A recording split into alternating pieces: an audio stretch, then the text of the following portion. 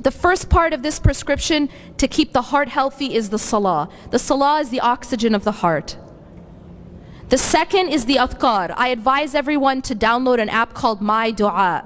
MYDUAA, double A at the end. It's a collection of supplications. And the Sheikh touched upon some of these supplications in his talk. Morning supplications, evening supplications, supplications before you sleep. Every kind of supplication. But at least do your morning, evening, and before you sleep. It's all in the app. And you can star certain ones because maybe you can't do all of them. That's okay. But just star a collection that you can be consistent about. Third part to the health of the heart is the Quran. Stay connected to the Quran and to the seerah and the sunnah of the Prophet ﷺ. Now the body, and I'm going to end with that. What you do has a very profound effect on your happiness and your mind and your heart. They did some research recently, like in psychology, there's a lot of research about happiness. There's a lot of research about increasing your well-being and living a meaningful life. They call it flourishing. What they found in this research is that there's a portion of happiness which is inherited, probably I think around 40%. So that's your parents you have to thank for that. But then there's another portion of happiness. About 10% is having safety and basic needs met. But that leaves you about half that you can have control over. And so what they did is they researched all these ways that people can increase their own happiness.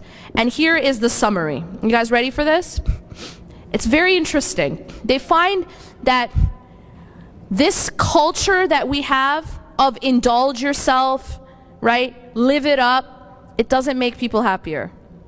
And they've done studies on this. For example, spending money on yourself, it doesn't make you happier. Indulging yourself, it doesn't make you happier. They did a study where they had 4 groups of people. One group they told them, you know what, indulge yourself. The second group they told them, go and do service for another person. The third group, go and do service for your community. And the fourth group was just a control group, they just kept track of what they did. And in this study they found that only the 2 groups that did service had any increase in their happiness. Now that's a powerful finding. What is it telling you? You know, they tell you money doesn't buy happiness, right? This is a test. It's actually not true. Money does buy happiness, and it's been shown in studies. But it only buys happiness when it's spent on others.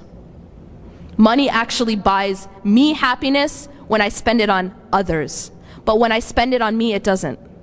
And this is just secular psychology. So one of the ways they found to increase happiness is to be in the service of others. Go and help another person. Go and help your community. And our deen is a deen of service. Our deen is a deen of generosity, of sadaqah. And this is actually ingrained in the psychology of the human being, that this is what makes a person happier.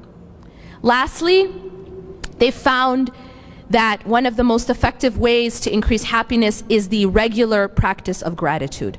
That just keeping a gratitude journal, for example, writing down on your phone 3 to 5 things every day that you're grateful for. It's been shown to have a very, very profound effect, even in treating symptoms of depression.